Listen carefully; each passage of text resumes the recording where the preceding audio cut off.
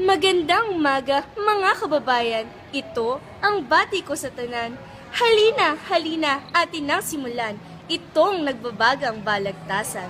Ano nga ba ating uunahin? Pag-ibig o edukasyon ba natin? Dalawang kampo'y magtatalastasan.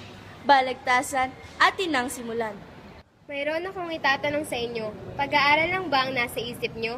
Kung oo, mas madaling gawin ang trigo kapag may tumutulong sa problema mo. Ngunit kailangang matalino ka rin sa gagawing pagpili ng mamahalin upang sa huli sarili disisihin, mataas ang grado, may syota ka pa rin. Hoy, mag-aral ka muna bago lumande. Pwede nga ba itong mabawasan ng konti? Anong pwede? Dapat oo. Bata ka pa para sa pag-ibig na to. Alam mo ba, mahirap tong ipagsabay. Hoy, tingnan mo marami nang sumablay. Marami ay pag-ibig ang mas pinili. Kaya ang grade sa matematika, 80. Ano bang masama sa panliligaw kung ang inyong puso ay uhaw na uhaw? Uhaw sa pagmamahal ng isang sinta dahil hindi na niya kayang maghintay pa.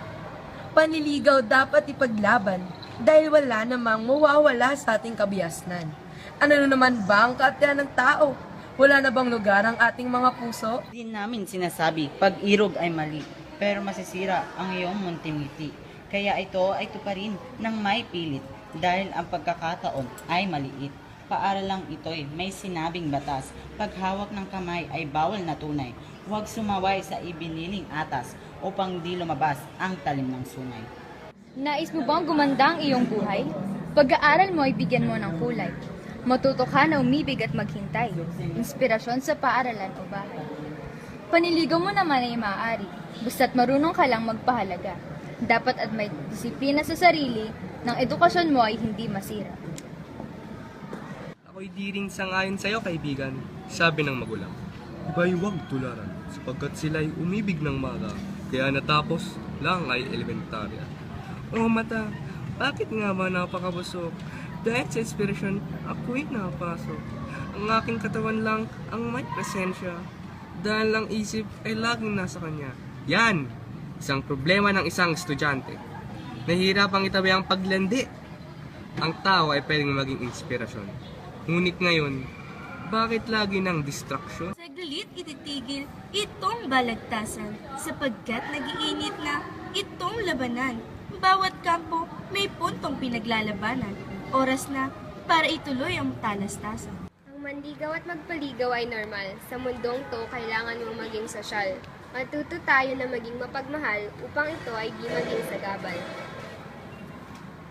Siguro'y mabuting magpaligaw ngayon upang matuklasan habang may panahon at di na maulit ang nangyari noon upang tayo ay madaling makamove on. Sana maintindihan nyo aming kalaban na pag-ibig dapat ipaglaban. Dahil maaaring makatulong sa ating kinabukasan, baka bukas inyong pagsisiyan, kaya ngayon na inyong pag-isipan. Agang pagbubuntis, epekto nito. Kontrolin na maaari nitong igulo. Huwag punuin ang isip ng pagkalito. Pag-aaral muna, dapat isaulo. Matanong ko lang, panliligaw ba'y hadlang? Lubos ang kasiyahan, oras di sayang. Kung mayroon ka lang tamang disiplina, edukasyon mo ay di mapapasama. Anong masama kung ikaw ay magmahal?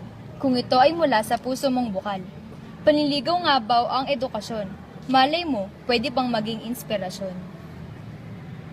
Nang itigil itong labanan, bawat kampo'y nagiinit na. Sino nga bang nagwagi sa kanila? Kababayan, kayo na ang humusga.